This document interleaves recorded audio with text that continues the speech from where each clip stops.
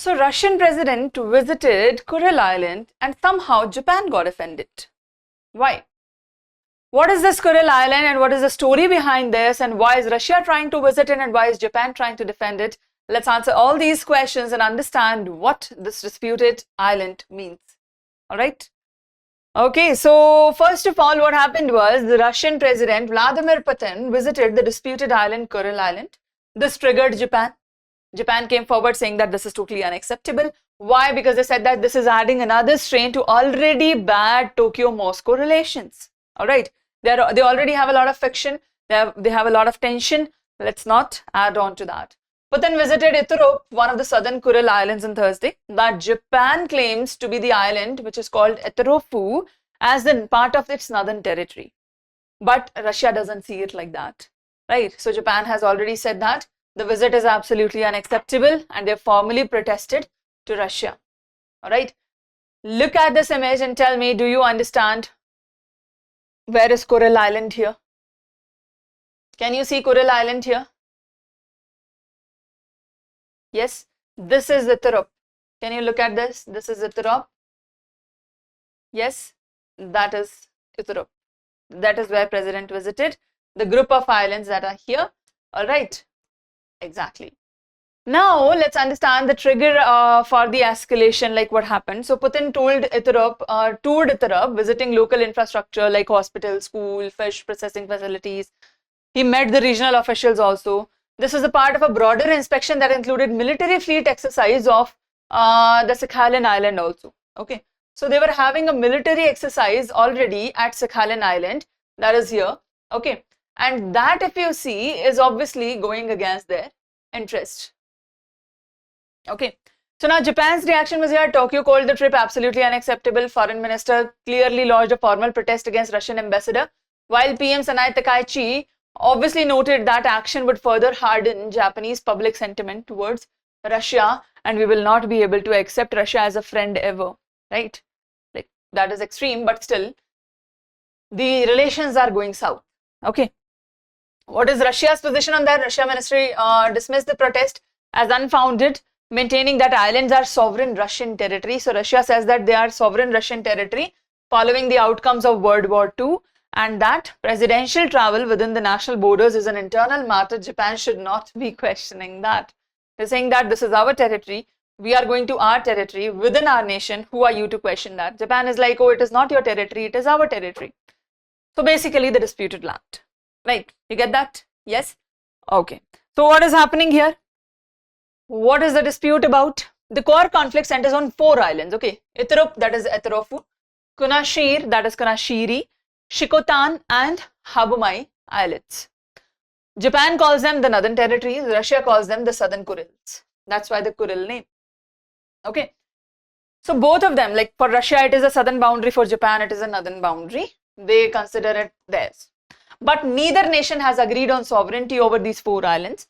Tokyo and Moscow have never signed a formal peace treaty to officially end World War II.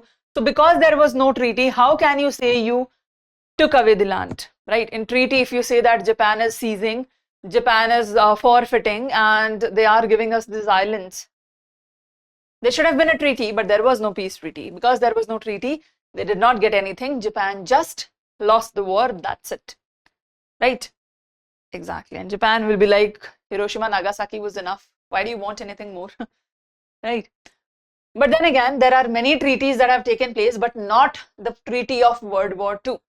So they had 1855 Treaty of Shimoda. Russia and Japan established initial diplomatic relations, agreed that border set between Iturup and Europe, establishing Japanese sovereignty over 4 islands. Russia agreed to that Japanese sovereignty. Then 1875 Treaty of St. Petersburg came, and there Japan gave up claims of Sakhalin Island in exchange for Russia handing over the entire Kuril Island chain to Kamchatka. Right? So they said that, okay, we will give you this, but in return, you are to give control of all the 4 islands, right? And that Russia agreed to. And Russia in return got Sakhalin Island and Japan got the rest of it. So this also stands as a treaty. 1945, end of World War II. In the final weeks of World War II, Soviet forces occupied the 4 southern islands and expelled the indigenous and Japanese residents. By force, they came during the war and captured it. But then war ended. Your forces were to go back home. And after that, area should have been Japan's. That is what Japan says. And Russia says, because we captured it, obviously it is ours. We won that fair and square in a war.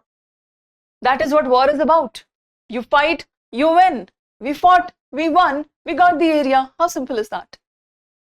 Well, both have a point. Both have a point. But 1951 San Francisco Treaty once again said that Japan renounced the rights to Kuril Islands, but Tokyo argues that 4 southern islands were historically separate and not covered under this renunciation. They said that we gave Kuril Islands, but these 4 islands were totally separated from them, and that is not what we agreed to. That is the dispute now, right? While Russia says giving up Kuril Island meant giving up all 4 of it. But Japan says that we gave up Kuril Islands, but these 4 were always separate. Historically, they have been separate. They were never included in the group of Kuril Islands. So how would we give that? We gave up Kuril Islands, that's fine. But these 4 were never a part of Kuril Island in our history.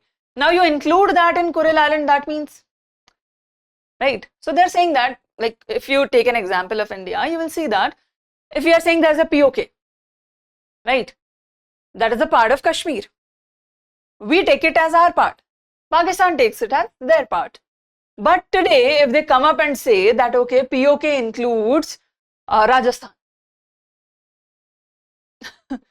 And they'll say that, okay, you gave us POK. So, Rajasthan also we get. Doesn't work that way, right? You cannot add on to it later on. So, they're saying that we gave up Kuril Islands. Yes, we agree to that. But in our historical map, these 4 islands were never a part of Kuril Island.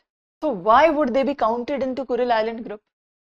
Right, so this technicality has become a problem now, where Russia believes that along with Kuril Island, they got these 4 islands.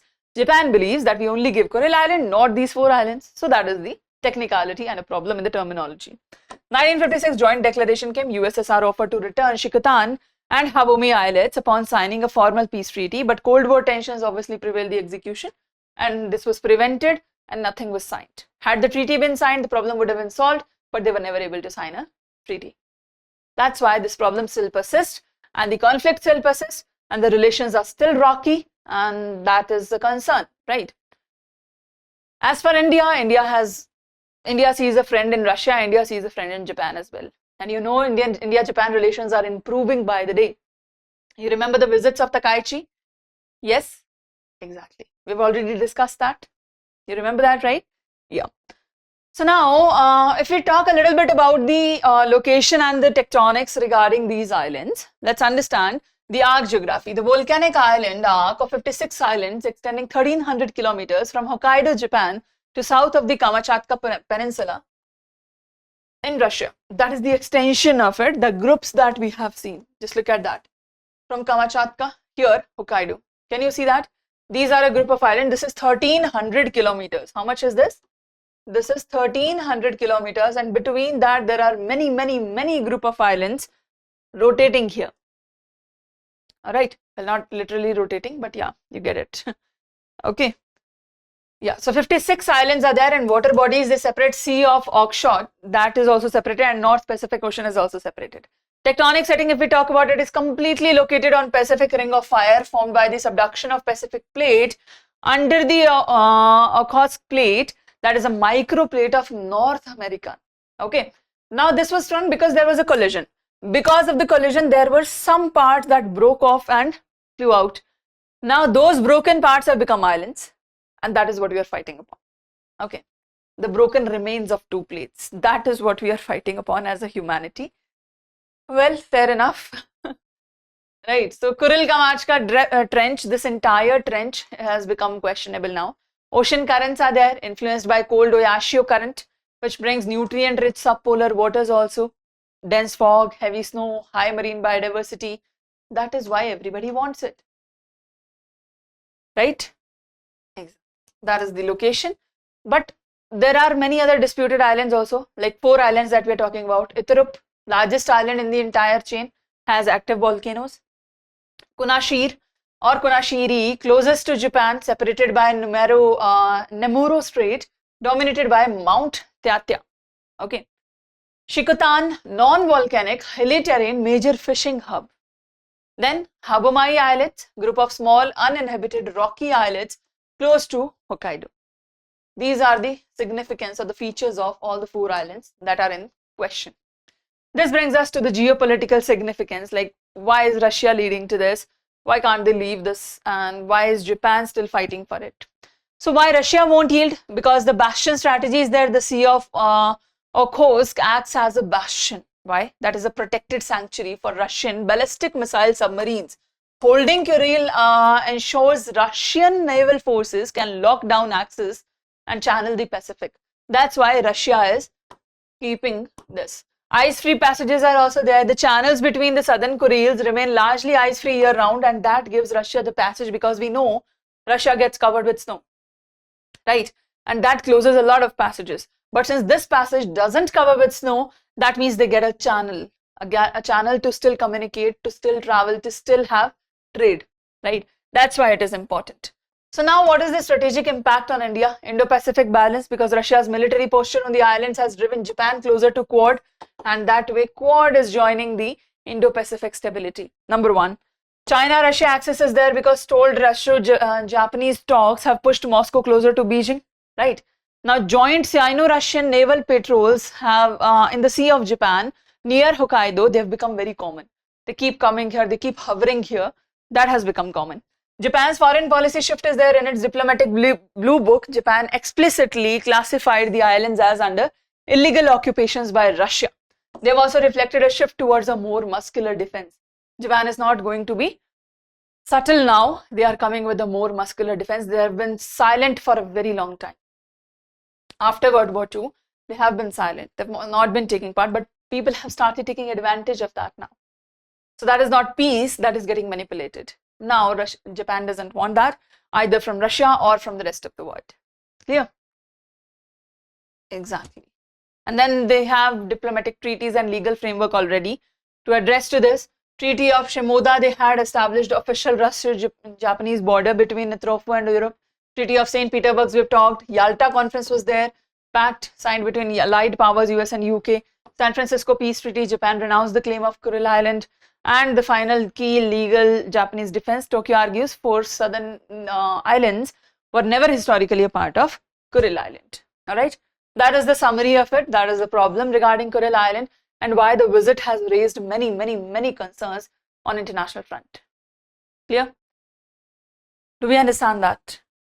Alright, so on that note, let me remind you all that we have our freedom sale going on up to 50% off from 11th to 16th August. And across all the verticals like UPSC, PCS, teaching, CUET, SSC, etc. And more importantly, ISGS foundation course is at flat 50% off, not up to flat, right? That is the slashed price. 11th to 16th August is the limited time when you can avail this price for all these features like structured classes, courses, books, for mains, for prelims, for current affairs, for test series, everything. Like literally everything. And it also includes mains courses and optional courses as well on discount. But the rates are 11th to 16th August. You can avail this discount from Drishti IAS learning app or Drishti IAS website. And if you face any problem, you can give us a call on 87501 87501. All right? Yeah, but remember the rates, 11th to 16th August. All right, that is regarding our sale, and this is our question for now, the practice question that we have. Solve the question and give us your answer. The question regarding Kuril Islands. Solve quickly. Done? All right. On that note, if you want to join us for more such discussions on current affairs, we have everyday session Monday to Saturday, 8:30 a.m. live to discuss the Hindu newspaper, PIB news analysis and practice questions on Drishti IAS English channel. You can join the channel and join the class every day, 8:30 a.m. Next class will be on Monday. Until then, you enjoy the Independence Day. And on that note, that was our class for the day. Thank you so much for joining in. We'll see you on Monday. Till then, keep studying. Take care. Thank you. Bye-bye. For more informative content, like, share and subscribe, and do not forget to press the bell icon to get the notifications.